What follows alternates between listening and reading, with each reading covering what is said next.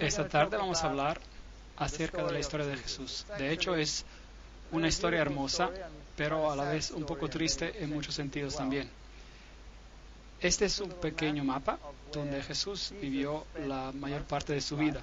Él vivió por un tiempo en Egipto, cuando era un pequeño niño, cuando era un bebé, y la mayoría de las historias acerca de Jesús se desenvuelven alrededor de estas áreas aquí, de ciudades como Corazín, Capernaum, Canaán, Betesda, todas estas, Nazaret. Esta es el área donde muchas de sus enseñanzas acontecieron. Y si bajamos por aquí, por supuesto, llegamos a Belén, a Jerusalén y al gran lado de agua salada. Y arriba el lago de Galilea. La historia de Jesús es una historia de alguien que era un pastor, alguien que guía a su pueblo.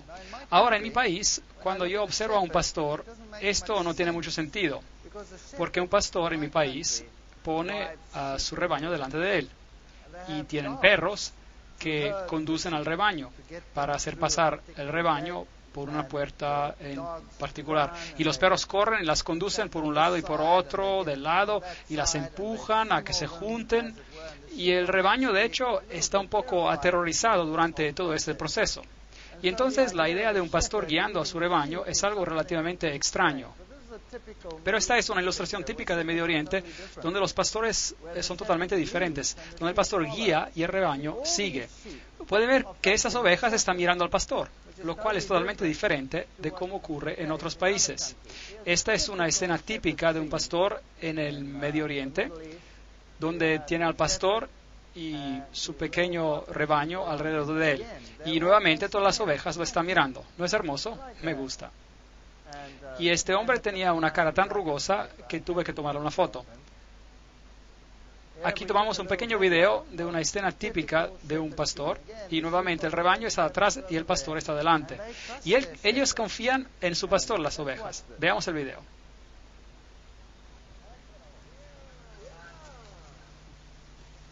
Él camina, el rebaño camina. No lo dejan apartarse de su lado. Están muy ligadas a su pastor. Y es un cuadro muy bonito. Jesús mismo se define como un pastor. Él nos guía y nosotros lo seguimos. La historia de Jesús es la historia más maravillosa que ha ocurrido en el universo.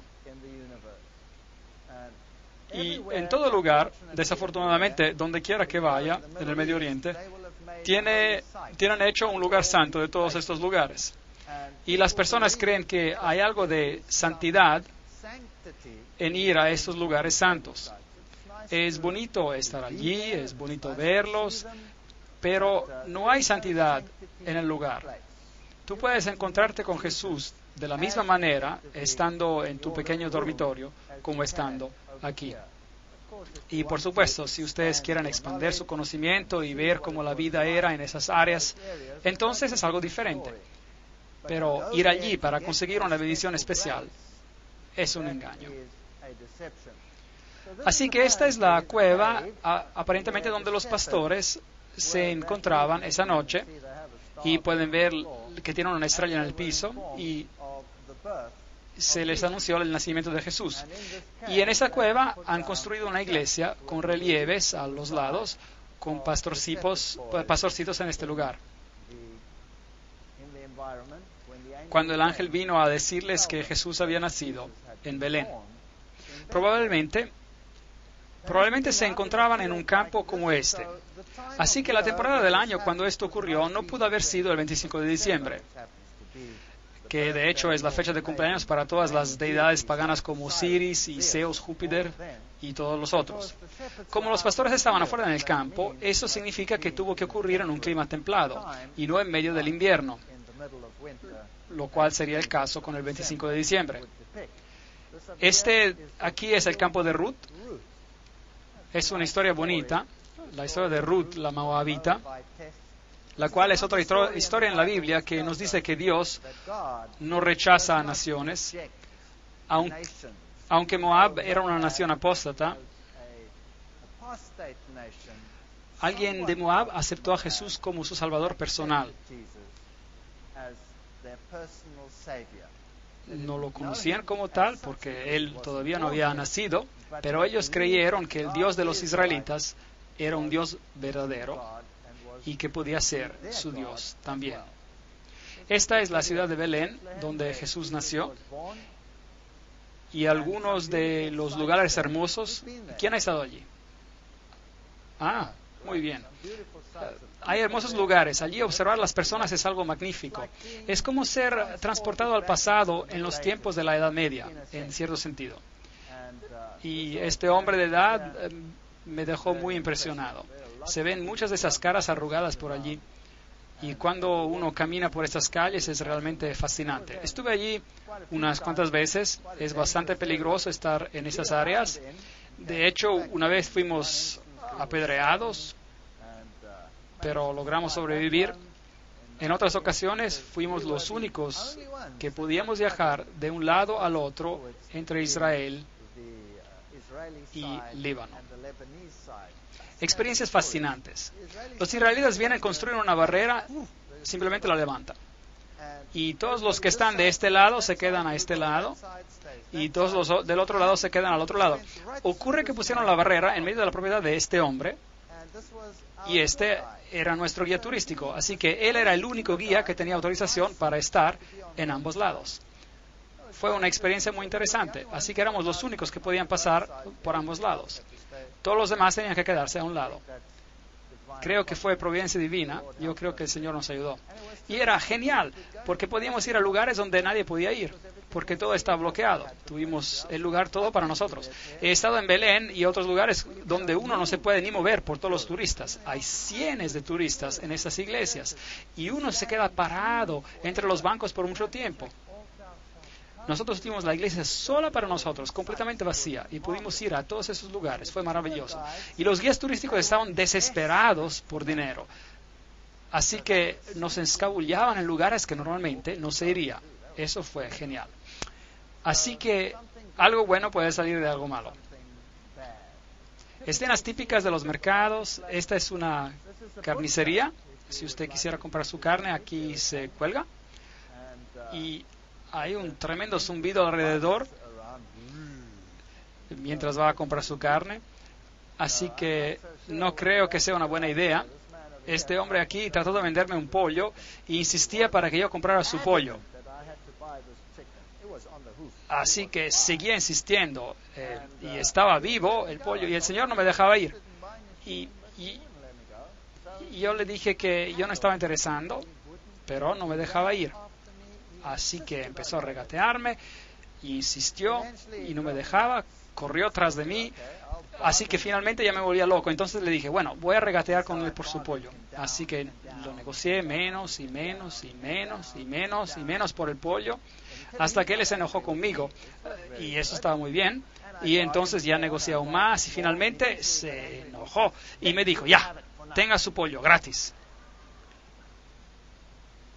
Y yo le dije después que era vegetariano. Se quedó mirándome, totalmente incrédulo. No podía creer que algo parecido fuera posible. Pero después se rió y nos hicimos buenos amigos. Esta es una típica panadería y debo decirles que no se ve muy caliente, ¿o sí? No. Bueno, de todas maneras, pan es pan. Se cuece en el horno, está probablemente bien. Y las mujeres no estaban permitidas aquí porque no es adecuado para una mujer estar en un lugar así donde se hornea pan. Traten de decirlo a una de nuestras huéspedes que cocinan pan acá.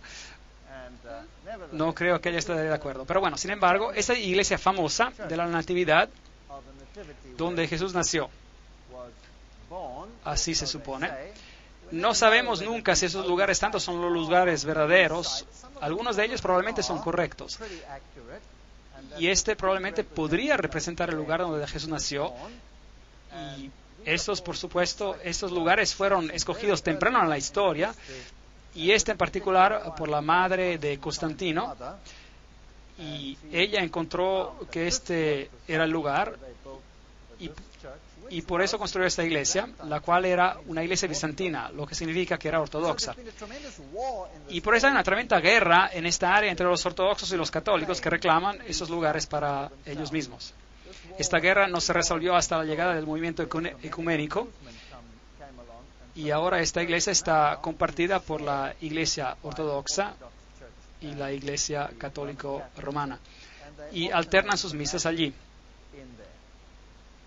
Ahora, cuando usted entra en este lugar, tiene que entrar por una pequeña puerta muy baja y tiene que agacharse. Y eso es para mostrar una señal de respeto y humildad.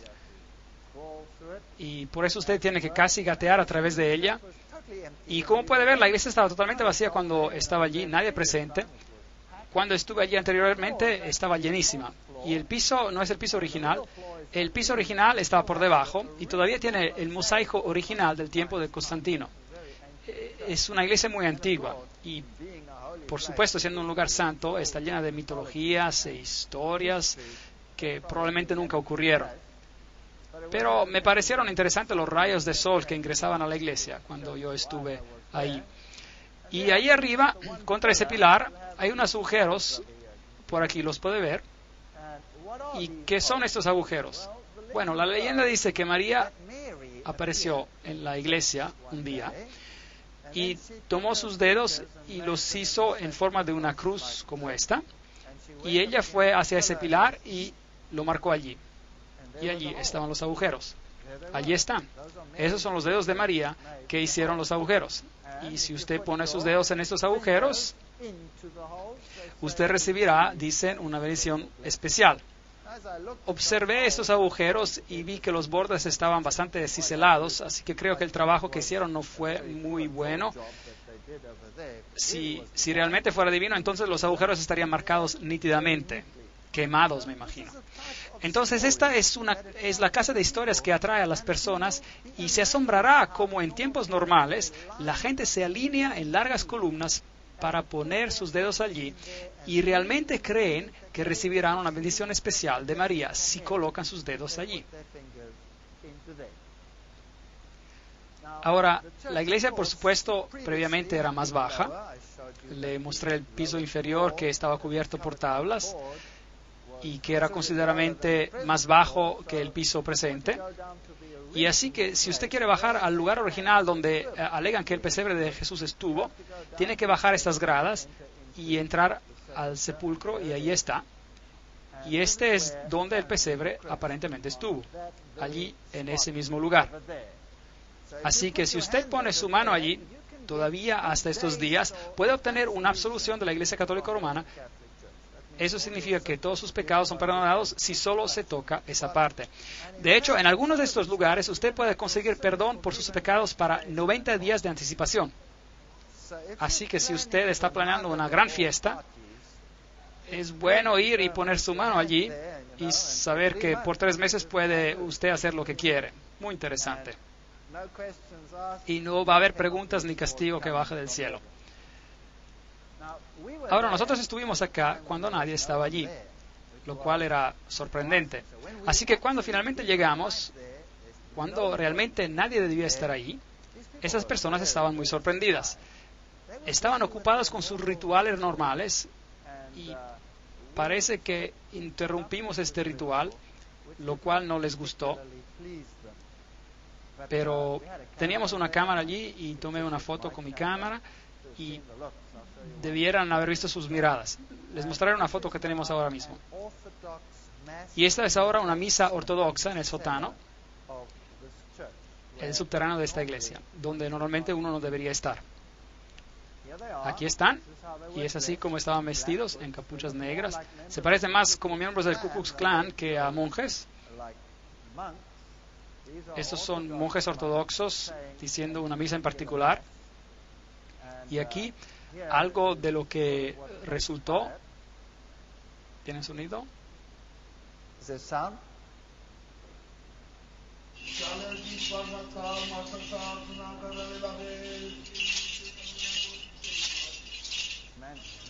El hombre está muy enfadado con nosotros por haberlo fotografiado.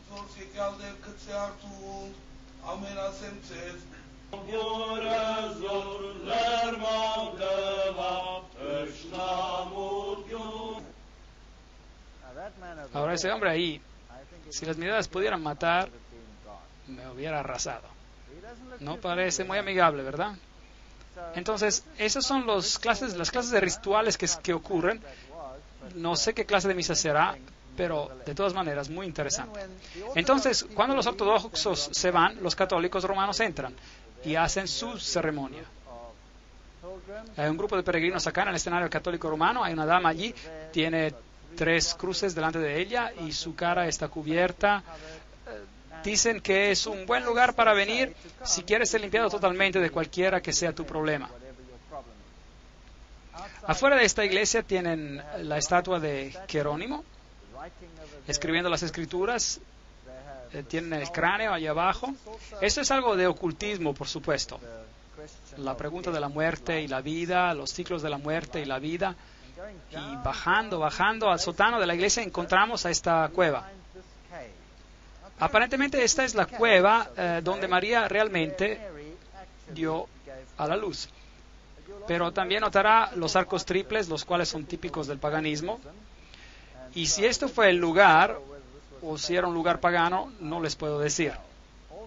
También en el sótano de esta iglesia encontrará calaveras, que dicen ser las calaveras de los bebés que Herodes había matado.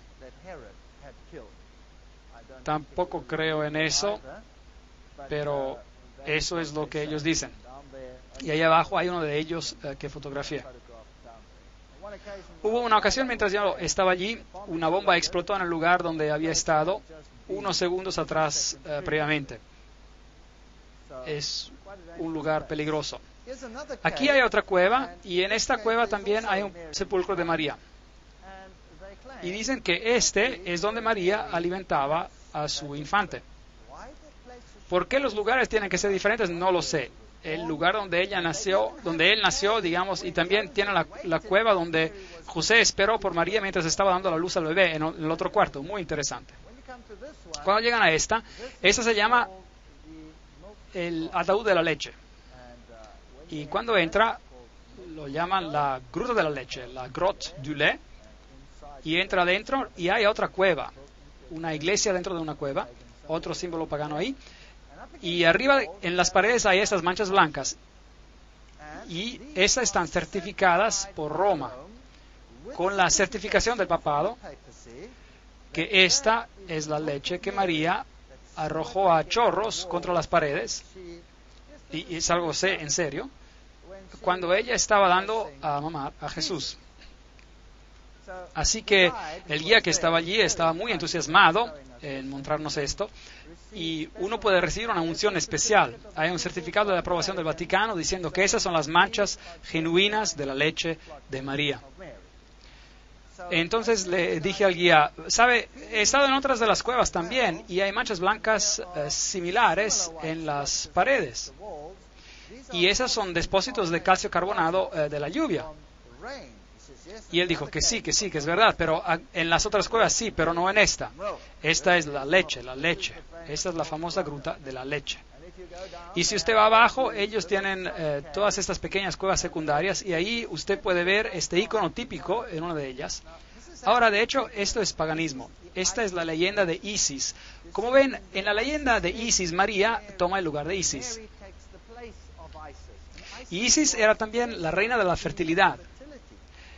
Después de todo, ella consiguió dar a la luz a Horus mientras su esposo estaba muerto, reconstruyéndolo. Y por eso, si las personas tenían problemas de fertilidad, ellos oraban especialmente a Isis. Y esto resolvería sus problemas de fertilidad. Si tenían problemas con dar la leche, entonces orarían a Isis y después tendrían mucha leche. Esto es paganismo antiguo resucitado en el cristianismo moderno en esos lugares. Jesús, por supuesto, sobrevivió la matanza de Herodes y la familia se fue a Egipto. Así nos dice la Biblia. Y estuvieron algún tiempo en Egipto y luego un tiempo vino para que el niño obtuviera su madurez según la costumbre de Israel y retornaron de Egipto y vivieron en Nazaret. Eso es lo que la Biblia nos dice. Ahora, si usted va a Egipto, este es el mismo lugar donde aparentemente la familia santa vino. Y ellos tienen estos iconos ahí. Nuevamente, la Iglesia Ortodoxa en estos lugares tiene supuestamente lugares llamados lugares santos. Y esta es la historia de José y su familia llegando a Egipto. Y una de las iglesias más famosas de aquí es el Patriarcado Cóptico Ortodoxo, la iglesia del Monasterio de la Virgen María de Adavia en Egipto. Es una iglesia muy, muy famosa y pocos años atrás, olvidé exactamente cuántos años, pero en la parte final de los 90, por ahí, María apareció. Hubo apariciones de María en este lugar y el mundo musulmán se enloqueció. Por supuesto, no pudo ser María porque no es bíblico, pero no obstante, las apariciones tomaron lugar aquí en este patriarcado. Y aquí pueden ver algunos de los iconos en la iglesia, algunos de los símbolos. Y justo era domingo de Las Palmas cuando está así que el patriarca aquí estaba llevando cosas hechas de hoja de palma. Aquí también hay la historia en esta iglesia de la huida de la familia santa a Egipto, de cómo se mudaron, de dónde estaban hasta Egipto. Y ellos tienen la historia de cómo vinieron con el río Nilo y se quedaron en este lugar específico. Y es fascinante que esta iglesia también tiene el libro de los milagros. En cierto modo, copiando lo que pasó, este libro muy pesado vino flotando por el Nilo un día. Y siendo este un lugar santo, las personas aquí realmente anhelan con fervor recibir estas bendiciones. Ese es el libro que vino flotando en el Nilo y estaba abierto en una página en particular, muy interesante. Y es aquí lo ven, enfoque más cerca. Ok, hay una pequeña placa de lo que pasó y en qué página estaba abierto. Ahora ese es un libro encuadrado como tal, pero no se hundió, sino que flotó. Así como se dice, ¿no? Como la hacha, digamos, que flotó en la Biblia. Y dice la Biblia flotante: un viernes 12 de marzo de 1967, después de una mañana de liturgia, las personas notaron un objeto flotando en el agua cerca de las gradas donde la familia santa había embarcado. Algunos miembros de la iglesia vinieron y encontraron que era una Biblia flotando en el agua y abierta en Isaías 19:25. Bendito sea mi pueblo de Egipto. A pesar de la inundación del agua y la pesadez del libro, todavía estaba en flote. Y esto fue considerado un milagro por las personas, una señal de Dios, como una bendición especial hacia ellos. Ahora, ese es un texto fascinante que ellos citan ahí, Isaías 19:25. Claro que no solo dice esto, el texto. Es un texto que habla de los tiempos finales. Y dice: bendito es. Habrá una bendición en Egipto y en Asiria y en Jerusalén, significando que el mensaje de Dios para las personas alcanzará también a las naciones paganas y muchos aceptarán la justicia de Cristo. en cierto modo, una bonita profecía acerca del cumplimiento de los últimos tiempos. Pero ellos solo tomaron esta pequeña frase y la resaltaron, haciéndola ver como si ellos fueran el pueblo escogido. Lo cual también hace el Corán, diciendo que los ismaelitas son los herederos verdaderos y no Jacob. Este es el lugar donde la Biblia vino flotando por el río. Ahora, mientras estemos en Egipto, quiero mostrarles un lugar que me pareció muy fascinante. Se llama la ciudad de escombros. Es el lugar más horrendo que he visto en toda mi vida. Mientras usted viaja por las calles de Cairo, ahora Cairo tiene acerca de unos 50 millones de personas viviendo en Cairo y sus alrededores. Es la ciudad más caótica en la faz de la tierra. No hay nada parecido. Es el Armagedón en espera. Pero pueden imaginarse los escombros, la suciedad y la basura que produce esta ciudad. Ahora, en una ciudad normal, ¿qué se hace con la basura? Se saca afuera, se pone en vertederos fuera de la ciudad o se incinera o lo que sea. Pero puede imaginarse 50 millones de personas viviendo en un ambiente como este y toman sus escombros, su basura, y lo llevan al área pobre y lo echan en las calles. Y estas pobres personas buscan por la basura y viven en medio de la basura. Esta es literalmente una ciudad de basura, en medio de la ciudad. Y si ustedes toman fotos, ellos se enfadan mucho, así que mis fotos no son muy buenas, son tomadas más o menos así, usted sabe, bueno, de cierto modo, así. Ellos literalmente te matarían si te vieran tomarles una foto. Pero lo más impresionante de esta ciudad es que en cuanto atravieses la ciudad de escombro, hay un portal, y ese es el portal, y cuando pasas por él, de repente estás en un mundo totalmente diferente. Les mostraré. Increíble. Esto es cuando entran a la ciudad de escombros, y esto es cómo las personas viven ahí. Uno ni siquiera podría imaginárselo. Cuartos llenos de basura. Y ellos viven ahí. Estos son sus hogares. Y todos esos sitios, todos esos edificios, todo es basura. Y aquí puede ver los camiones entrando a centenas, bloqueos de tráfico, es increíble. Ahora, cada calle se parece a esta. Esta es solo una. Esos son todos los camiones de basura entrando, descargando su basura. El olor es increíble. Y nosotros atravesamos la ciudad simplemente y no tocamos nada, pero a pesar de eso tuvo una inflamación de las encías y todo el resto de nuestro equipo tuvo diarrea después de pasar por ese lugar. Es todo. Es increíble. Los gérmenes de ahí son asesinos y esas personas deben tener un sistema inmune de primer orden. Aquí puede ver los embarcollamientos y la basura y la mugre por todas partes. Las fotos no son buenas, pero un poco borrosas. Aquí viene un asno llevando una carga de basura para botar en la ciudad. Aquí está. Toda una pila de porquería. Este hombre está tomando su té junto al montón de basura. ¿Puede ver eso? Esa es basura que él selecciona, probablemente su única posesión en su vida. Y esos pequeños niños viviendo y caminando entre los escombros. ¿Puede creerlo? Es horroroso. Hubiese querido agarrar a esta niña y ponerla en un ambiente más limpio y seguro. Es chocante. Las tiendas, ahí está la basura y aquí está la tienda. Y mientras se camina por el portal, de repente se encuentra uno en un mundo diferente. Simplemente así. Es hermosamente limpio. Y ahí está una pequeña iglesia ortodoxa. Con roca trabajada alrededor. Y todo está hecho de la roca trabajada. Es increíble esta pequeña iglesia ortodoxa. Y ahí está. Es una iglesia para el santo Bola. Y usted puede ver que es absolutamente asombrosa. Aquí hay un anfiteatro y un hombre polaco ortodoxo que ha pasado toda su vida aquí. Un hombre joven vino aquí y esculpió toda esta pequeña ciudad. Y este es el anfiteatro que él ha creado, probablemente con una cierta ayuda del ambiente. Y ese es él. Ese es el hombre. Él hizo todo el trabajo que verán. Increíble. Las paredes enteras de esta ciudad son rocas cinceladas con la historia de Jesús.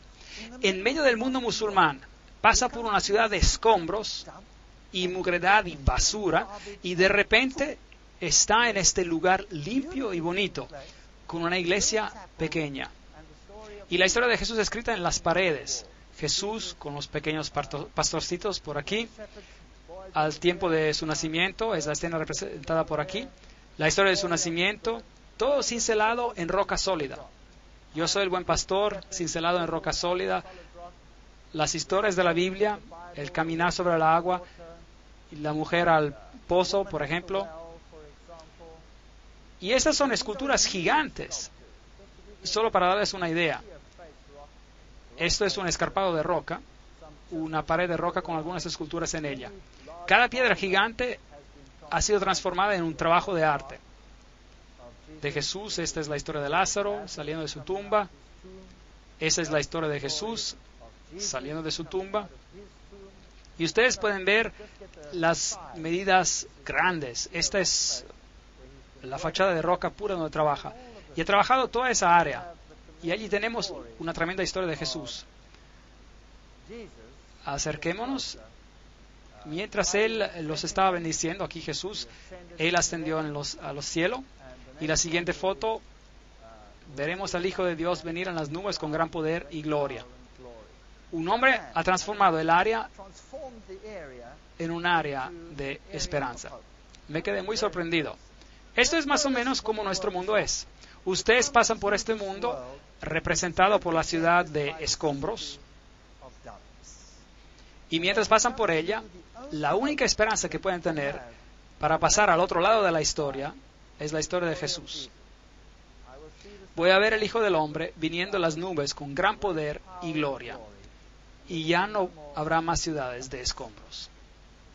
La historia de Jesús es probablemente la historia más angustiada que nunca se contó. Sé que muchas películas se hicieron y ni siquiera la más reciente que se hizo puede ilustrarlo por lo que pasó a Jesús y cómo su vida fue. Cuando volví a Jerusalén, bueno, Jerusalén hoy en día es una ciudad totalmente diferente. Es una ciudad de peregrinajes. Miles de personas peregrinan allí. Aquí hay un grupo de monjas guiando una peregrinación detrás de la cruz. Y las personas están llenas de una especie de euforía.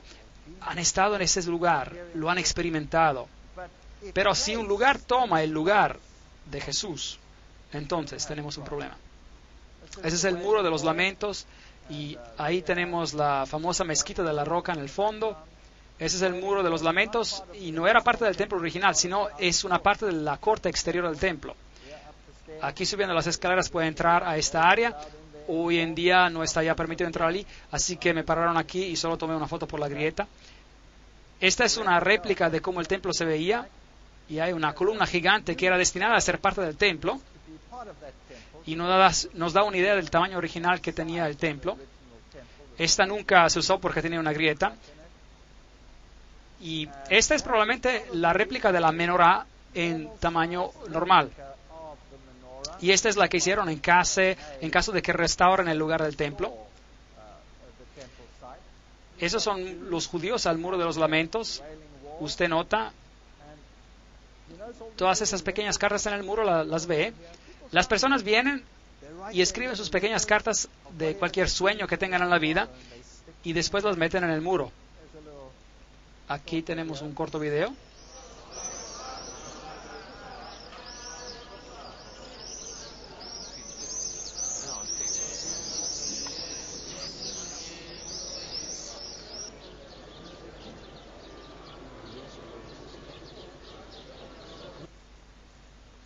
Saben, cuando vi a todos estos ortodoxos judíos muy sinceros frente al muro, mostrando reverencia al muro,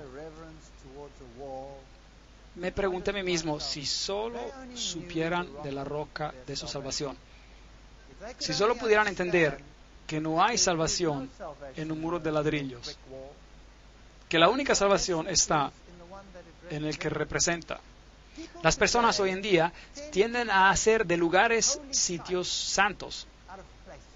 Y no es triste. Y después pasan al lado de la persona que esos lugares representan. Debajo del muro hay un túnel.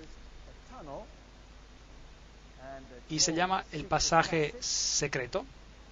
Y cuando pasa por llega a la parte de atrás de este lugar. Y se puede ver donde los judíos ortodoxos y rabinos de rango más elevado se reúnen. Ahora, normalmente esas personas los ignorarían, pero los tiempos han cambiado.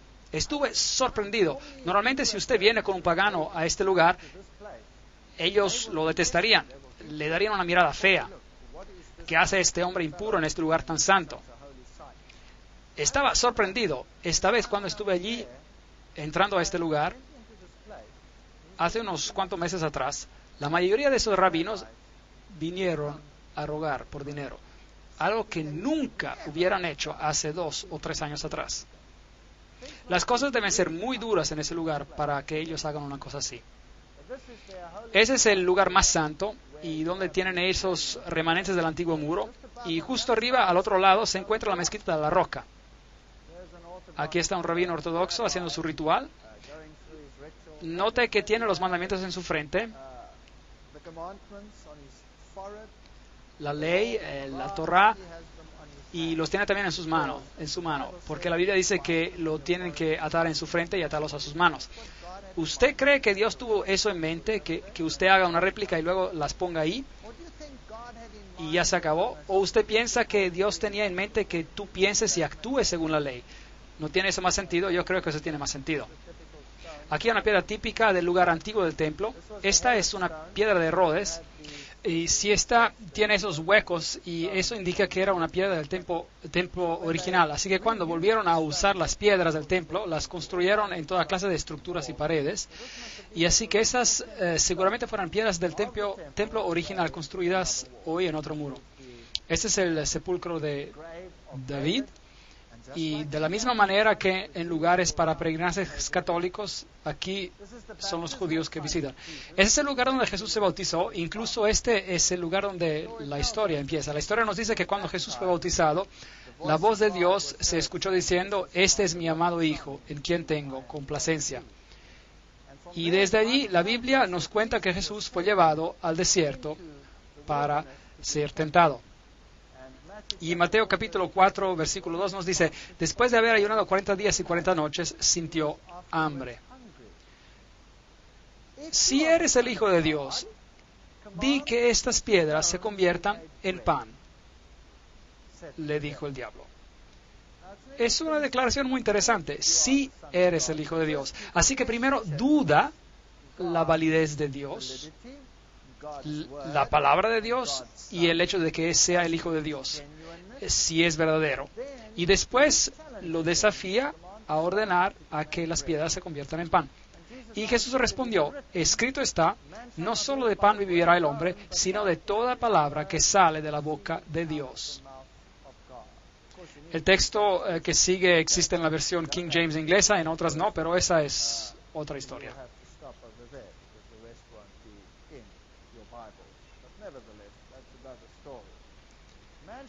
No solo de pan vivirá el hombre, sino de toda palabra que sale de la boca de Dios.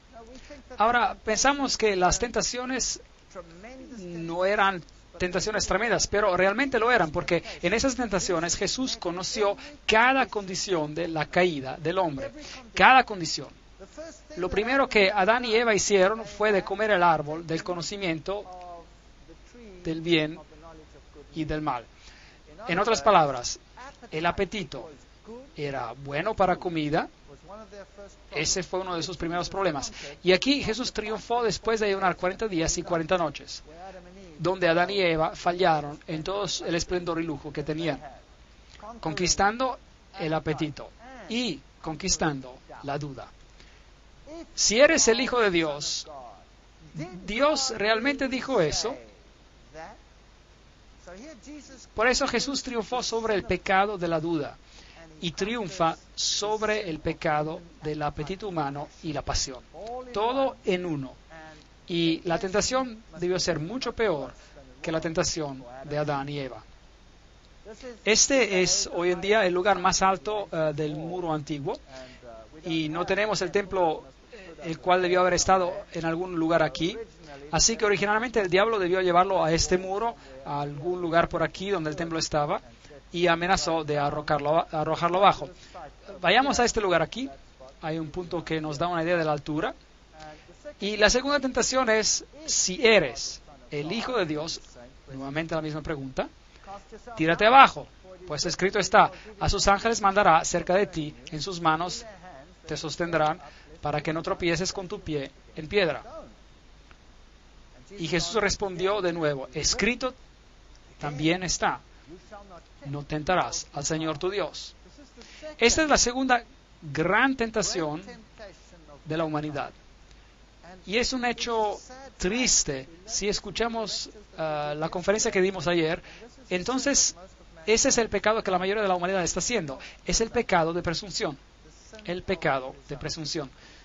Imagínense a dos personas tratando de resolver una crisis al otro lado de la carretera, digamos. Cualquiera que sea, un niño en problemas o lo que sea. Uno corre al otro lado de la carretera diciendo, soy hijo de Dios y Dios me protegerá. Y corre al otro lado. Otro viene y dice, Dios, hay una crisis al otro lado. Ayúdame a cruzar esta carretera. Y corre al otro lado. Los dos, al observador de afuera, son absolutamente idénticos. Pero uno actúa con presunción y el otro por fe. ¿Pueden ver cuán cerca están el uno del otro? ¿Cuán cerca están el uno del otro? Y la cristiandad moderna, la mayoría de los movimientos hoy en día están practicando la presunción, la religión basada sobre la fuerza, mientras la fe es algo totalmente diferente. Y Jesús pudo haberse tirado, porque eso es lo que él dice la Biblia. Pero escrito está, no serás atrevido, presumido. La tercera tentación, otra vez lo llevó el diablo a un monte muy alto y le mostró todos los reinos del mundo y la gloria de ellos. Y le dijo, todo eso te daré si prostrado me adoras. Ahora las personas dicen que seguramente Jesús sabía que él era Dios y que él iba a ganar. Y en todo caso, ¿por qué tenía que hacer eso? Pero esta no es solo la pregunta que se estaba haciendo aquí. El diablo lo tenía solo. Y Satanás en toda su gloria dijo, te voy a dar todo, otra vez, sin que tú tengas que morir, si solo por una vez te prostras a mí.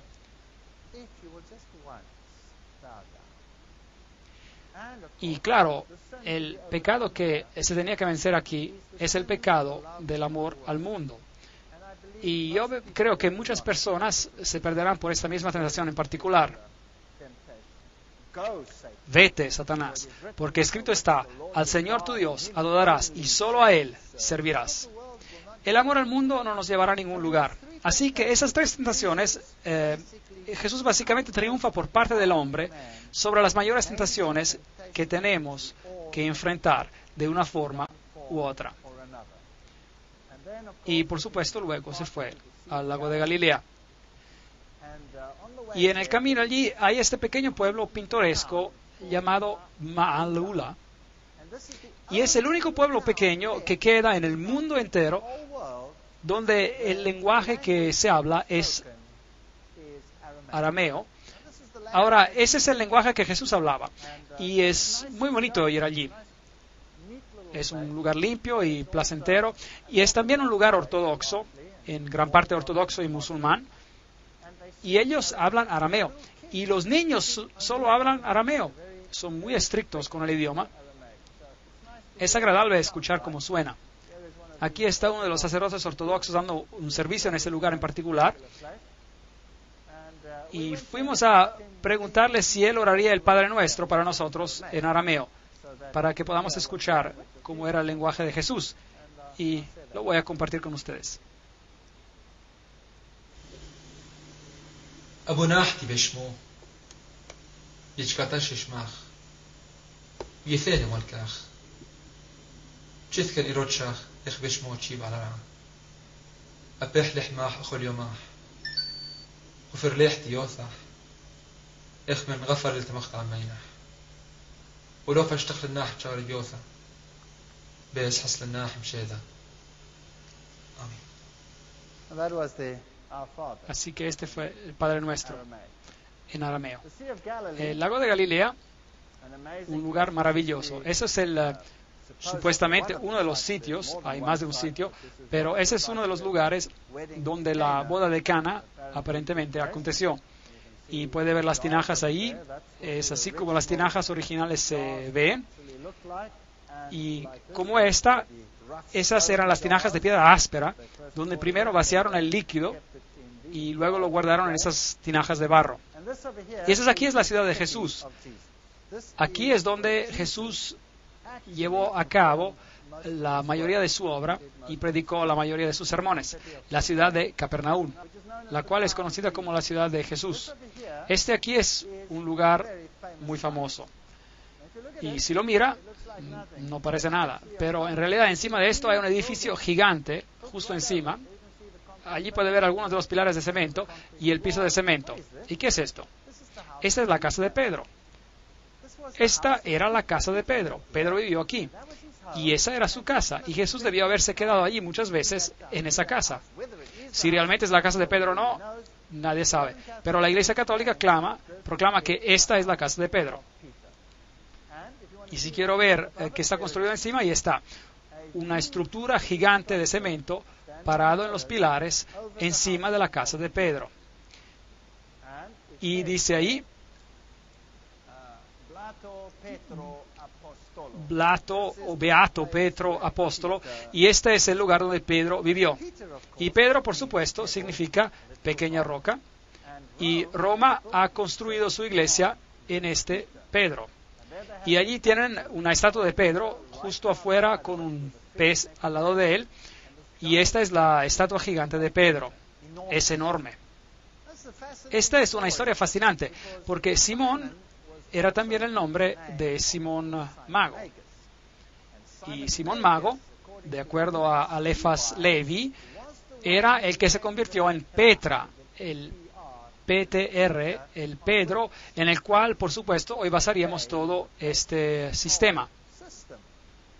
Porque este Simón Mago se convirtió en el hechicero de Nerón. Él era, en otras palabras, el sumo sacerdote, si lo era, de los emperadores romanos. Así que es realmente incierto si están hablando del Pedro, que el Pedro que están honrando acá sea el apóstol. Probablemente sea Simón Mago, el hechicero, el brujo, el ocultista que está siendo honrado.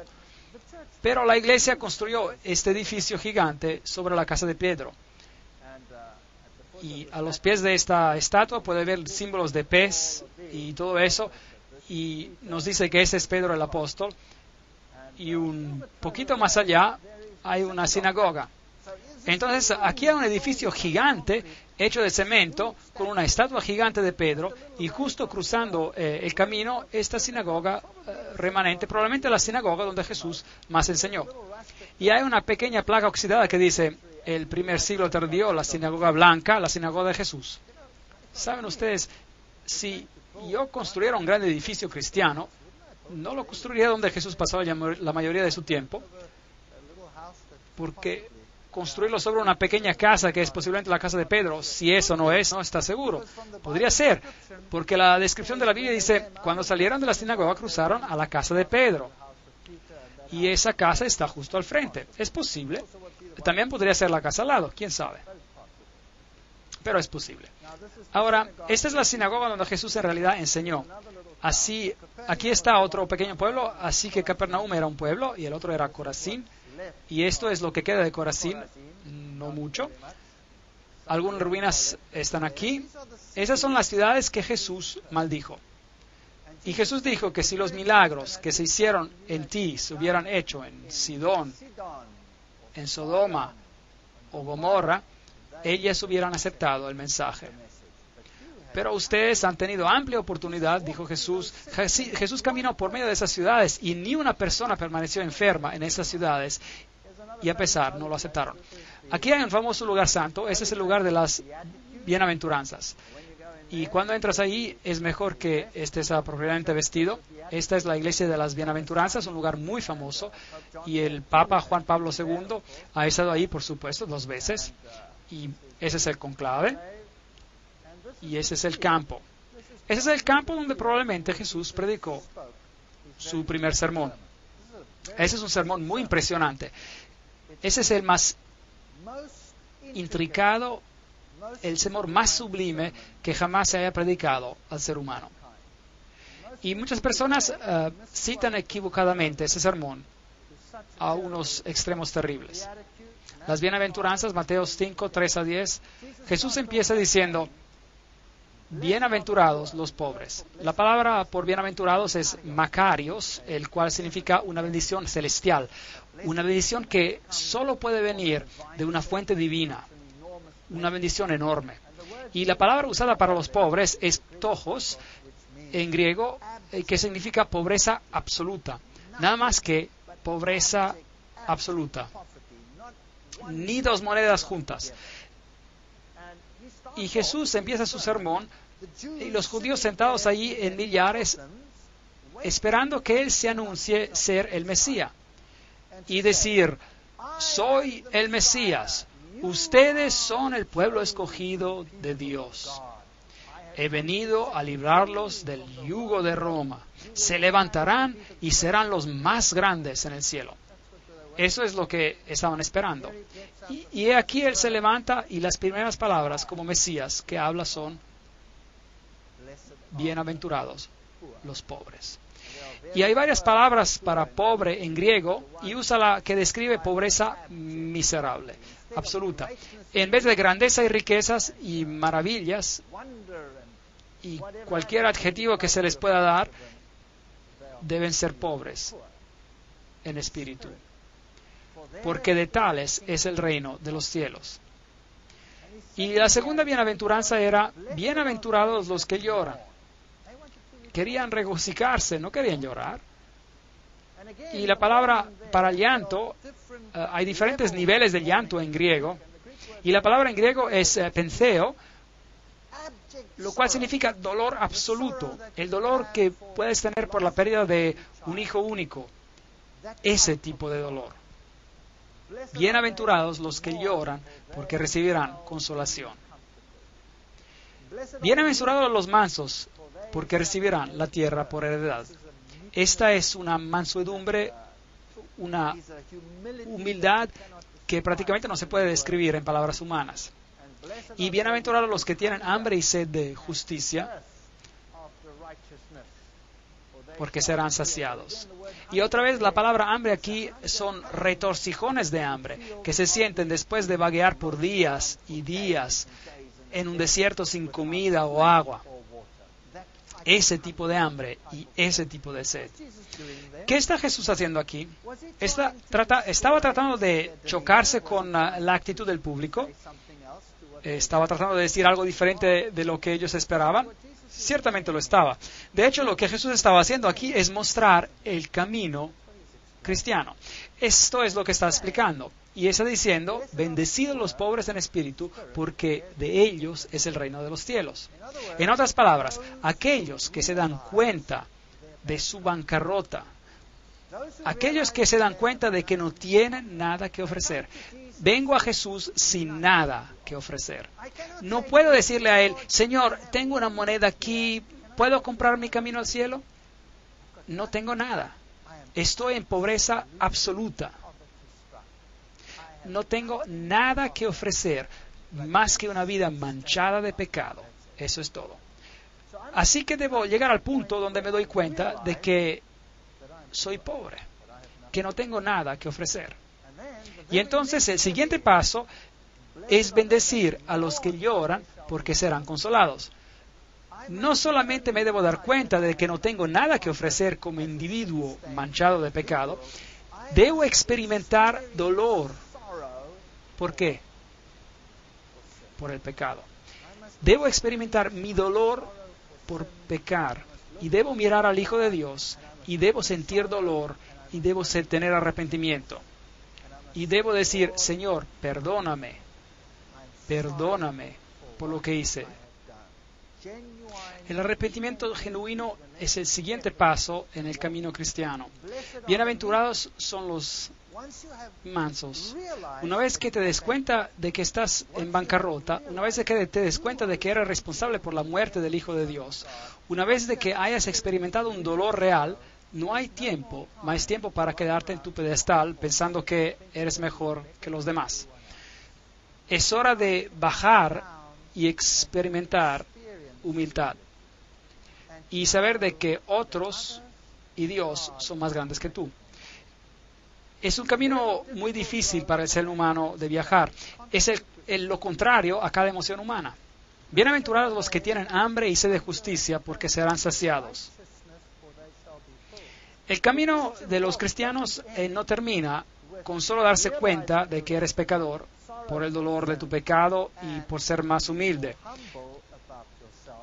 Tienes que continuar en un proceso conocido como la santificación, lo cual significa, Señor, cambia mi carácter vil. Pablo dice, debo crucificar el hombre viejo cada día y debo pedir a Dios que me cambie. Y tengo un modelo perfecto que es Jesucristo. Y debo decirle al Señor que me cambie a esa imagen, que verdaderamente pueda reflejarlo a Él. Deseo ser más como tú y menos como yo, porque realmente me encuentro en una condición lamentable. Ese es el camino cristiano. ¿Cuál es el siguiente paso?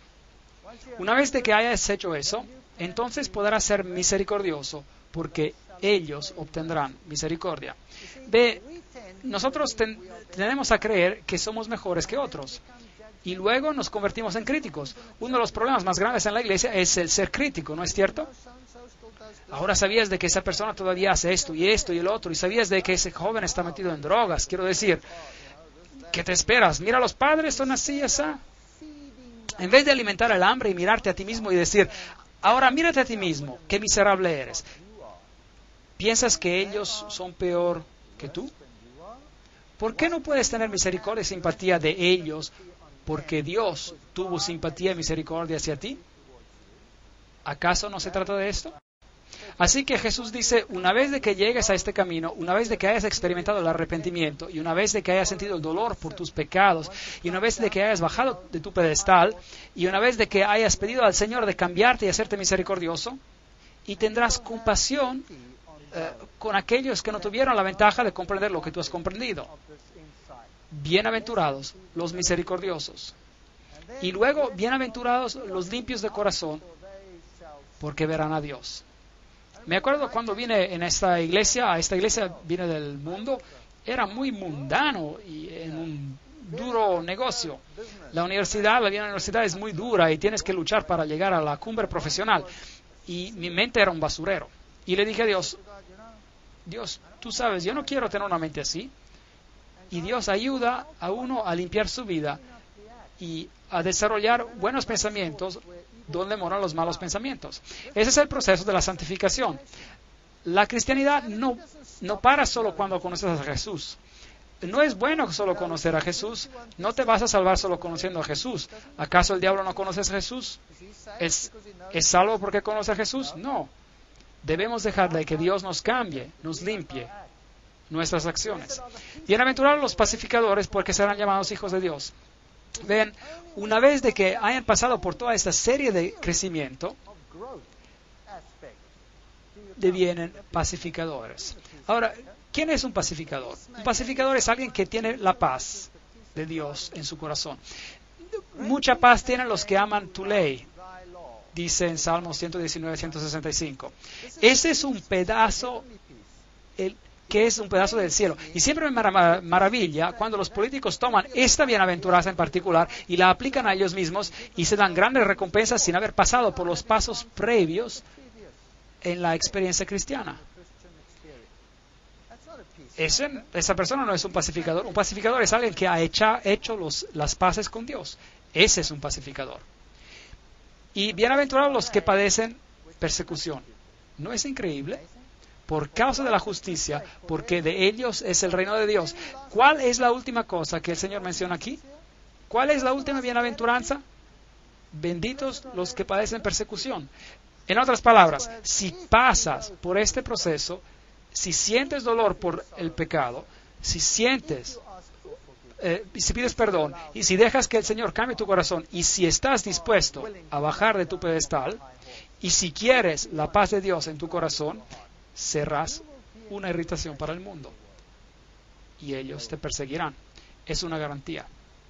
Y ese es el proceso del camino cristiano, totalmente opuesto a lo que es el ser humano, a lo que el ser humano quiere en este mundo hoy en día. Las lecciones que Jesús enseñó en el lago de Galilea son absolutamente las más fundamentales que el ser humano necesita. Necesitamos tomar nuestra Biblia y necesitamos estar alertos. Si tiene una Biblia que está marcada en rojo donde Jesús habla, necesita estar alerto. Debe leer esto cuidadosamente. Lo leemos como historias, pero debemos leerlo con cuidado porque es Dios quien está hablando directamente a nosotros. Cada palabra es un talento de Dios.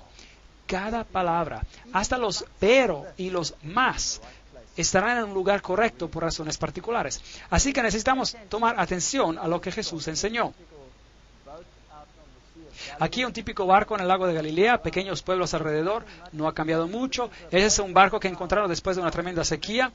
Aparentemente es un barco exactamente como en los tiempos de Jesús. Así que ese tipo de barco era en el que Jesús hubiera estado con Pedro y sus discípulos cuando les enseñó la gran lección. Tomen sus Biblias otra vez y lean las palabras de Jesús diciéndose a sí mismos, este es Dios que me está hablando, hay poder en esa palabra. Aquí está la tumba de Lázaro, aquí es donde Lázaro se echó. Es una tumba muy oscura, por supuesto. Hoy en día es un lugar santo, pero imagínense que aquí Jesús llamó a un hombre todavía en paños fuera de la tumba, probando que Él es la resurrección y la vida. Y Él hizo esto justo antes de ir a Jerusalén, en el acto final de la obra de su vida. Y mientras se acercaba a Jerusalén, puede imaginarse lo que pasaba por su mente. Esta es la ciudad de Jerusalén y las varias puertas de la ciudad antigua todavía están ahí. Y mientras baja esta colina, construyeron aquí una pequeña iglesia de las lágrimas, se llama. Está construida como una gota de lágrimas. Y si entra en la iglesia de las lágrimas, tiene esta pequeña luz encima. Y hay una ilustración de la gallina con la representación de la madre juntando a sus polluelos. Porque Jesús dijo, Jerusalén, Jerusalén, ¿cuántas veces he querido juntarte como una madre gallina junta a sus polluelos, pero no quisiste? Las palabras famosas de Jesús, Jerusalén, Jerusalén, que matas a tus profetas y los apedreas a los que te mando. ¿Cuántas veces he juntado a tus hijos como la gallina junta sus polluelos bajo sus alas y no quisiste? Nada ha cambiado, el mundo es exactamente lo mismo. Y en el sitio donde estaba el templo, hoy está la mezquita de la roca.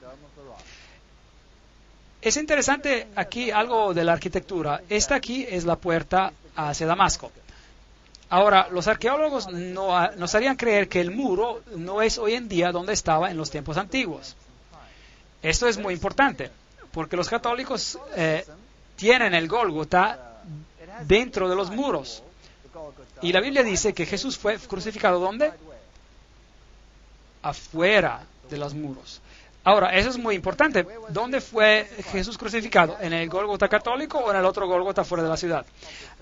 Ahora, aquí hay una nueva puerta encima y lo que pasó fue que aquí una tubería se reventó y los judíos tuvieron que cavar para bloquear la salida del líquido y a medida de que cavaban descubrieron esta puerta, la puerta de Damasco.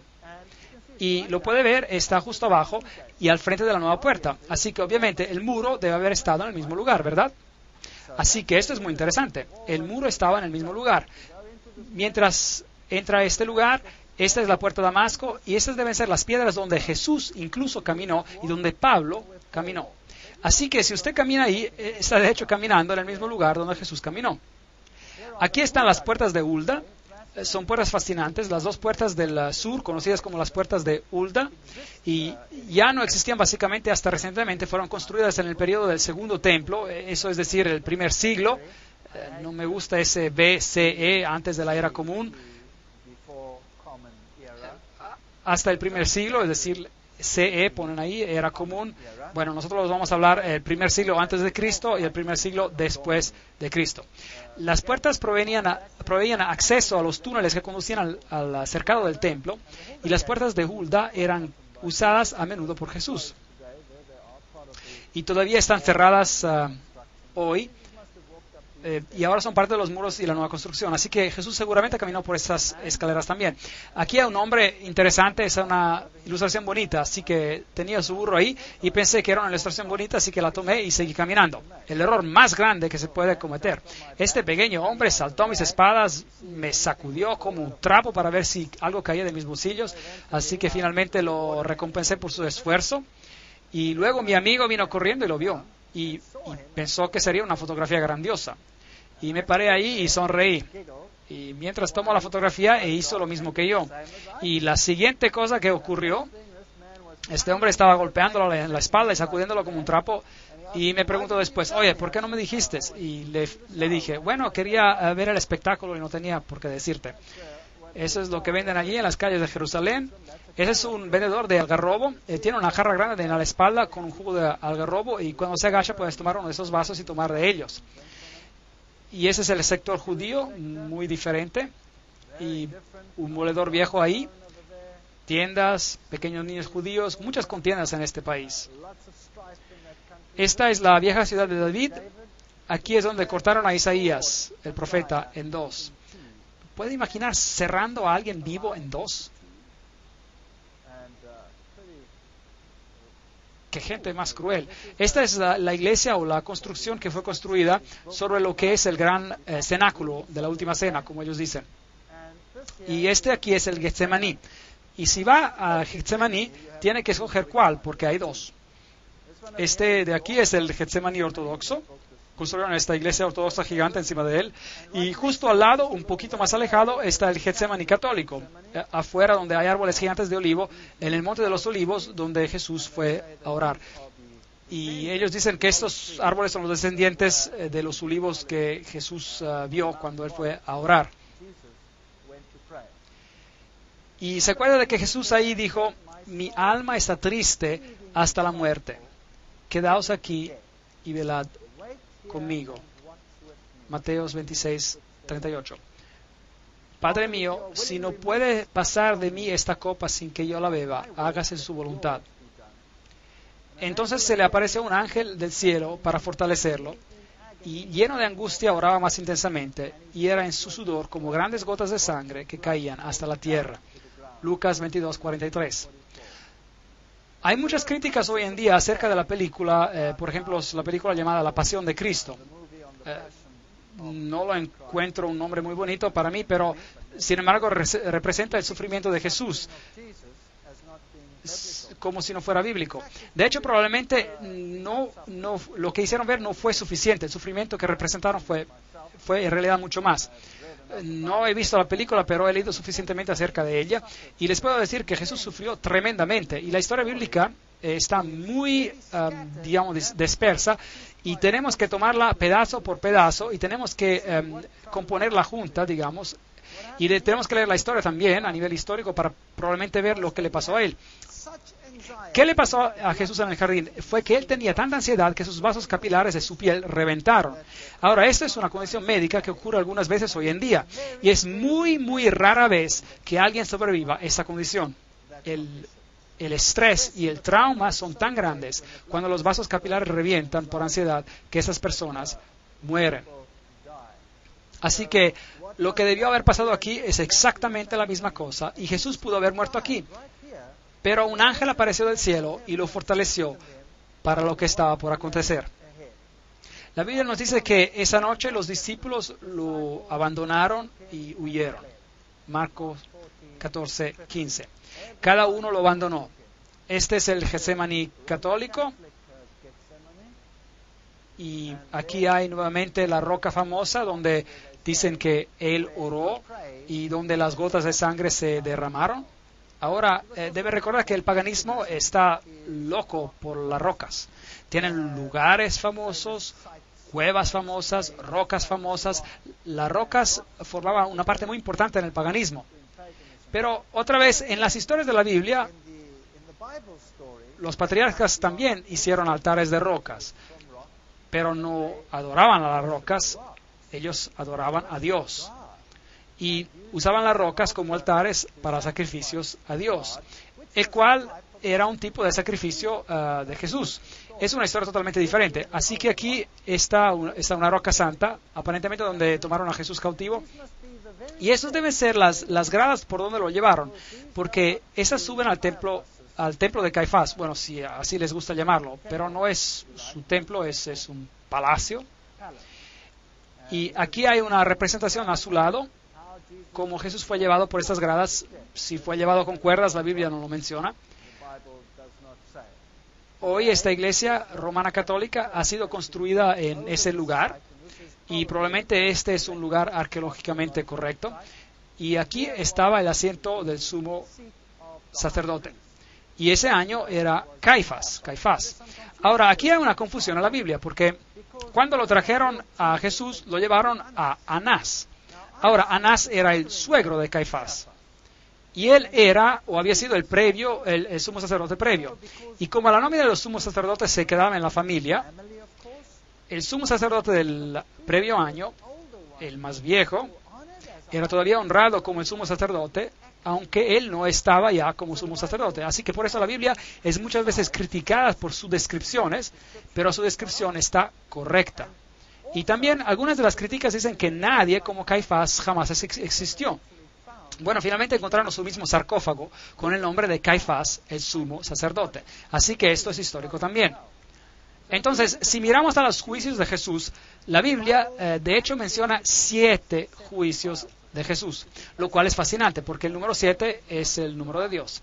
Y uno no se puede dar cuenta casualmente al leer los evangelios, tiene que leer los 4 evangelios y tiene que asociar los acontecimientos en los evangelios muy cuidadosamente, porque no todos los juicios de Jesús se mencionan en todos los evangelios. Algunos evangelios se concentran en Pilato, otros evangelios se concentran en el juicio de Herodes. Jesús fue primero llevado a Anás, y allí tuvieron un juicio delante de Anás. Y fue allí donde el siervo de Anás golpeó a Jesús en el rostro, porque Caifás le preguntó acerca de lo que estaba haciendo, o lo interrogó, digamos, acerca de lo que estaba haciendo. Y Jesús dijo, no hice nada en secreto. Pregunta a estos lo que yo dije, porque yo siempre he predicado en las sinagogas. Y el siervo de Anás lo golpeó en la cara, y entonces ese fue el primer juicio de Jesús. Luego lo llevaron con Anás al sumo sacerdote de ese año, el cual era Caifás. Así que Anás y Caifás debieron haber tenido otro juicio con Jesús. De allí fueron al juicio de la noche. Así que tuvieron un juicio de noche. Y la Biblia nos dice que Jesús fue bajado a un hoyo. Proféticamente en el libro de Salmos se menciona. Y luego tuvieron un juicio en la mañana, porque de acuerdo con su ley era ilegal tener un juicio de noche y tenían que tenerlo cuando el sol levantaba. Así que hubo un juicio con Anás, un juicio con Caifás y Anás, y hubo un juicio de noche con parte del Sanedrín, y juntaron después todo el Sanedrín y tuvieron un juicio en la mañana, y encontraron a Jesús culpable, y luego lo llevaron a Pilato. Y Pilato lo examinó, pero Pilato no quiso decidir por él mismo. Así que lo mandó a Herodes, y Herodes tuvo un juicio, y tampoco quiso hacerlo él solo. Así que lo mandaron de vuelta a Pilato. Y hubo un juicio final cuando Jesús fue puesto en las manos de los judíos para crucificarlo. 7 juicios en total. Así que ese es el primer lugar donde Jesús estuvo. Hoy, por supuesto, es un lugar famoso donde Pedro nuevamente se honra. Y María, la ilustración de una diosa, de hecho. Un camino a la capilla del pesebre, la capilla del bendito sacramento, el patio, las santas gradas, el hoyo sagrado. Allá abajo era donde los prisioneros se encarcelaban cuando había un juicio de noche. Y aquí están los huecos de las rocas. Entonces normalmente lo que pasaba es que sus brazos estaban puestos aquí y las manos pasaban por aquí encima y la otra por aquí y luego lo ataban por aquí. Y allí colgaba con su frente mirando al frente. Así, ahora, si los judíos encontraban a alguien culpable, tenían el derecho de poner un castigo. Pero el castigo capital, digamos, la pena capital, estaba bajo la ley romana y no se les permitía condenar a alguien a muerte. Tenían que conseguir permiso de los romanos y entonces había una ley romana, pero sí se les permitía dar castigos. Si encontraban a alguien culpable, podían darle 13 latigazos a un lado y 13 latigazos al frente. Entonces encontraron a Jesús culpable y la Biblia no lo reporta, pero es posible que le hayan dado 26 latigazos de frente. Es posible, aunque la Biblia no lo mencione. Y aquí hay un hoyo donde bajarían a una persona y los bajaban desnudos. Y aquí están unas cruces bizantinas que en las paredes de aquí, mostrando que los primeros cristianos reconocieron a esto como un lugar. Y se bajaría la persona en este hoyo y, en otras palabras, te bajarían y luego estarías en este calabozo en la oscuridad total. Y Salmos nos dice que me bajaron en el hoyo, y así que esto debió ser lo que pasó a Jesús mientras esperaba ahí a través de la noche por el juicio de la mañana para ser convocado. Hoy puede entrar al hoyo por aquí y puede observarlo. Entonces de ahí después hubo el juicio de la mañana y después él fue llevado a Pilato, donde fue puesto en esta prisión mientras esperaba por el juicio, y así es como se ve aquí abajo. Y luego fue encontrado inocente por Pilato. Pilato no quiso sentenciarlo a muerte, así que lo envió a Herodes. Se burlaron de él, le dieron su capa. La Biblia dice que le rasgaron su barba, lo golpearon en la cara, le decían que profetizara quiénes los estaban golpeando, y él fue muy maltratado en esa ocasión. Ese es el piso donde Pilato finalmente lo sentenció.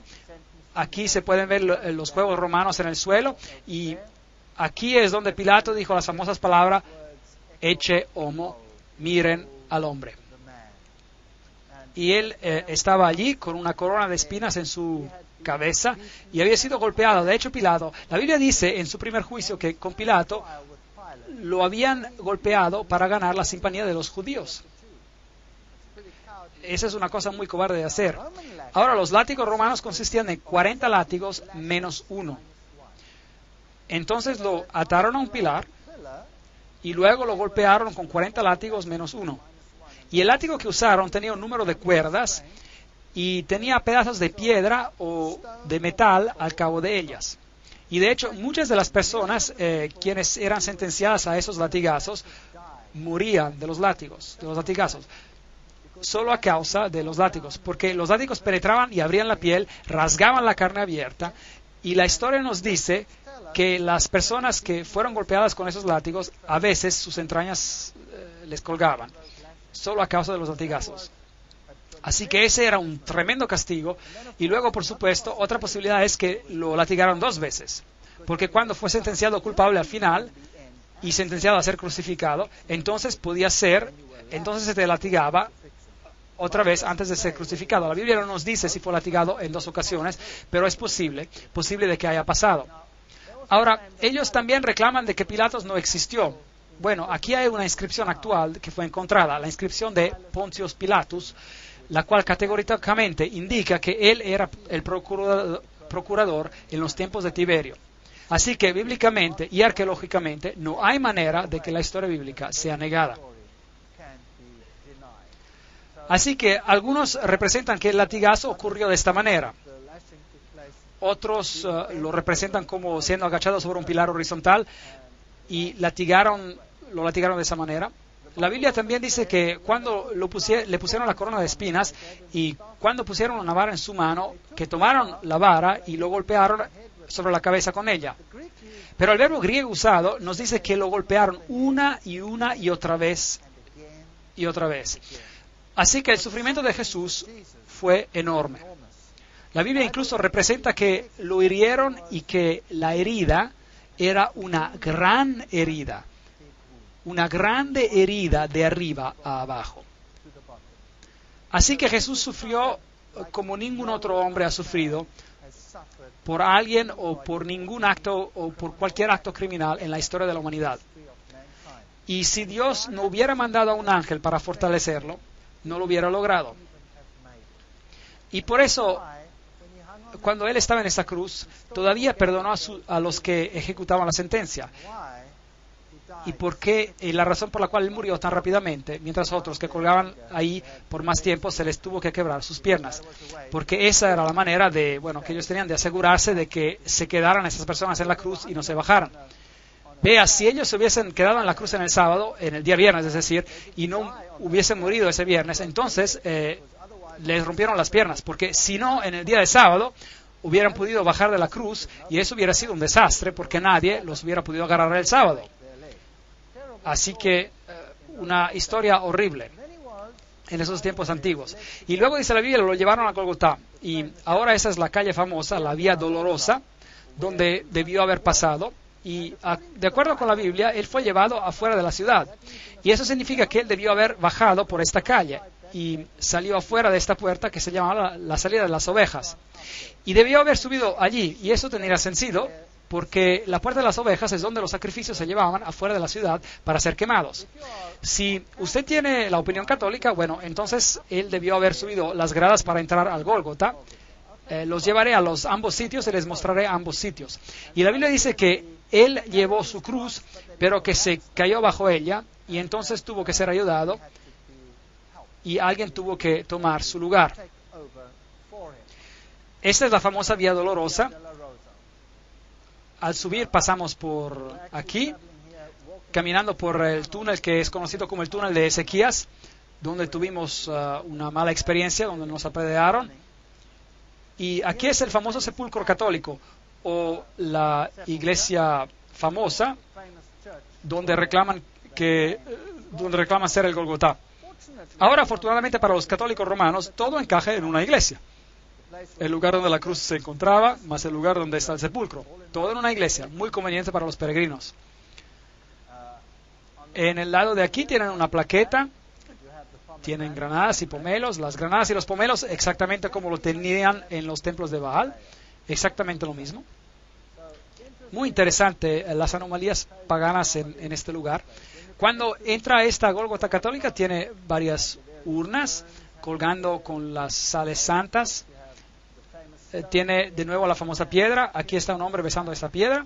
Esta piedra de aquí es donde ellos aparentemente dejaron el cuerpo después de que lo bajaron de la cruz. Y aquí está el famoso sepulcro donde se entra. Esto es donde fue enterrado, o así se supone, y así que ese es un lugar santo. Si entra allí y paga al sacerdote y él te bendice, tienes una absolución de un número de meses. Un lugar muy pequeñito, y la Biblia dice que había una piedra gigante rodada enfrente del lugar. Aquí, este lugar es muy pequeñito, en una iglesia que dicen ser el sepulcro. Así es como se ve. Y uno se da la vuelta y tiene una idea del tamaño, y si mira las velas ahí son bien pequeñas. Eso es todo. Es todo lo que uno puede ver y se puede mover alrededor. Y si sube las gradas a la iglesia, entonces se llega a un lugar donde las personas están bien reverentes, y allí es donde el Gólgota estaba. Y tiene todas esas estatuas de Jesús y María y las mujeres alrededor y mucho oro, plata y brillo. Y hay un lugar justo allá donde se encontraba la cruz. Ahora, hay una Gólgota ortodoxa también, que no está muy lejos de ahí, y uno puede, aparentemente en la misma iglesia, y uno puede poner su dinero o a un lado o al otro, se puede escoger. Y si entra en ese lugar, entonces tendrá una bendición especial. Es algo que una persona no tiene que perder, así que mi amigo y yo nos fuimos ahí a ver qué era. Y luego hay una roca que dicen es la calavera del Gólgota, justo ahí en la iglesia. Y dicen que esa era la calavera. Así que esa es la famosa Gólgota católica romana, que tiene la mayoría de los peregrinos en el mundo. Y si sale de la puerta de las ovejas, la cual hoy día se llama la puerta del león, en los tiempos antiguos se llamaba la puerta de las ovejas, y sale afuera, y recuerda que el muro es aproximadamente donde estuvo en los tiempos antiguos, según la arqueología. Entonces tiene un problema si se encuentra en el Gólgota católico, porque está dentro de la ciudad.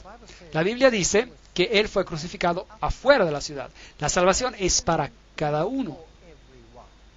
No es solo para los pocos selectos en la ciudad.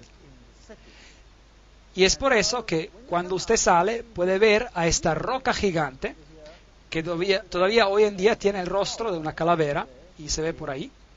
Y encima hay un cementerio musulmán hoy día, y se llama el lugar de la calavera. Y de hecho, esto es una calavera. Esto era una cantera. Fascinante. Entonces, era una cantera donde Salomón tenía las piedras excavadas para el templo. Fascinante. Así que, en hecho, todo este valle y es parte de una montaña que continúa hacia arriba, desde la izquierda y a la derecha, y finalmente formó el monte en el cual estaba el templo.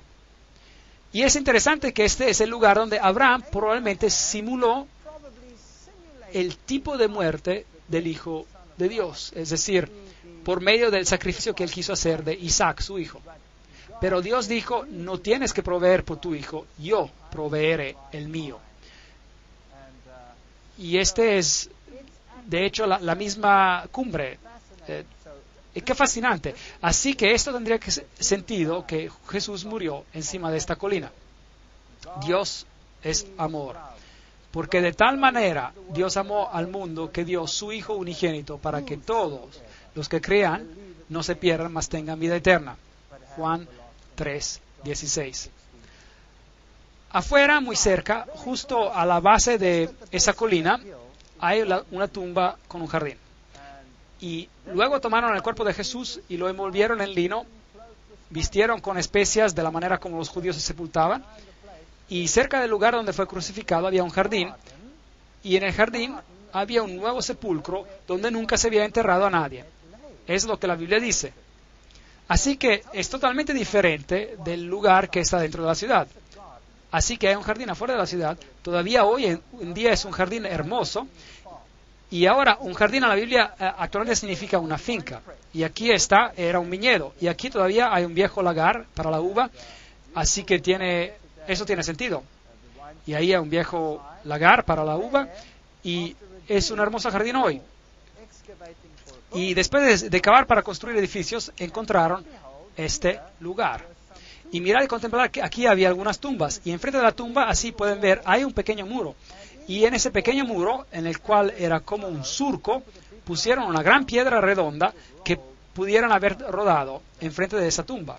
Y si mira hacia abajo, tendrá que mirar adentro de la tumba y mirar al otro lado, y hay una tumba que ha sido excavada un poco, digamos, parcialmente. Así que todavía no se había terminado. La Biblia dice que la tumba no estaba terminada. Nadie había sido todavía enterrado ahí. Y la Biblia dice también que los discípulos se agacharon para ver qué había adentro. Entonces ellos podrían haber mirado por aquí, pasando ese pilar, y hubieran visto a esa tumba por ahí.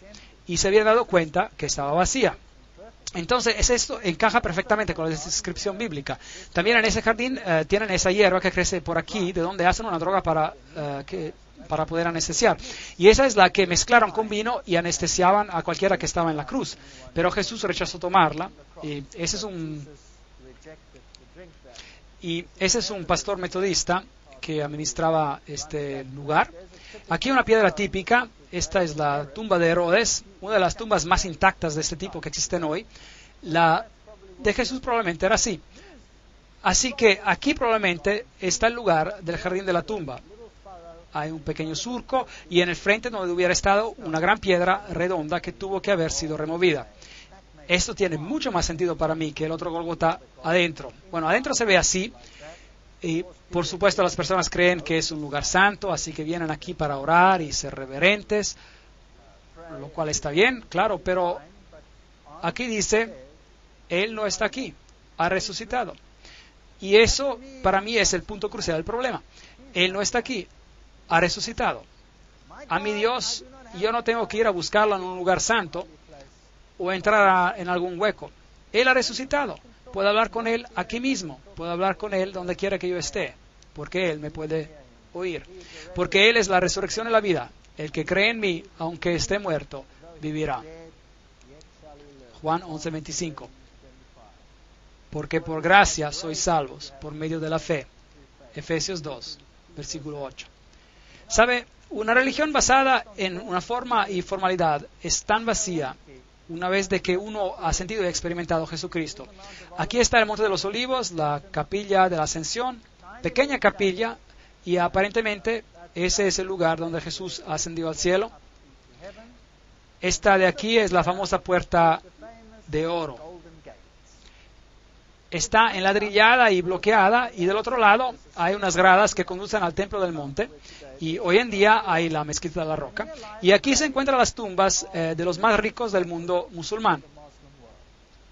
Y ellos creen que cuando Jesús retorne, Él vendrá aquí, y la puerta de oro se abrirá. Bueno, no es Jesús para ellos, es el Imam Mahdi, el Mesías. Para los judíos es el Mesías y para los cristianos es el regreso de Jesús. Y esta puerta se abrirá, y de hecho, el hecho de que se encuentran ahí, pues porque tenían mucho dinero, comprar esta tumba en particular, ellos resucitarán primero y serán los primeros a entrar en este lugar. Bueno y conveniente, pues. ¿Piensan que funcionará así? Lo dudo. Porque si hubieran estudiado las bienaventuranzas, hubieran conocido lo que es necesario para ver a Jesús.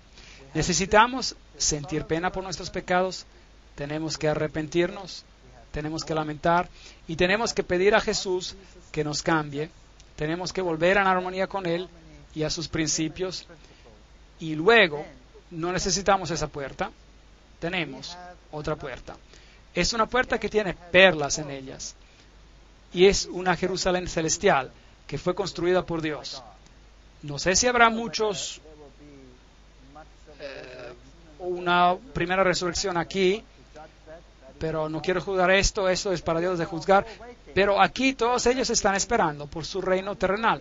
Yo no estoy esperando por un reino terrenal, yo estoy esperando por una Jerusalén celestial, a pesar de lo interesante que esta Jerusalén sea aquí. Esta es la mezquita de la roca, este es el lugar donde un templo se construirá. Si estás adentro, nuevamente hay una piedra, es donde Muhammad subió. Pero el paganismo y la verdad están muy lejos el uno del otro. Esa es de Jerusalén de noche, y esta es la famosa casa quemada. Esto es lo que queda de ella.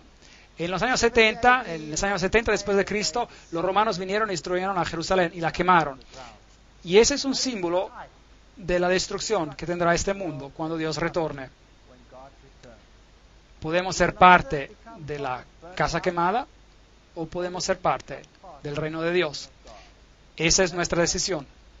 Y la única solución para eso es: aquel que tiene el Hijo tiene vida, y aquel que no tiene el Hijo de Dios no tiene vida.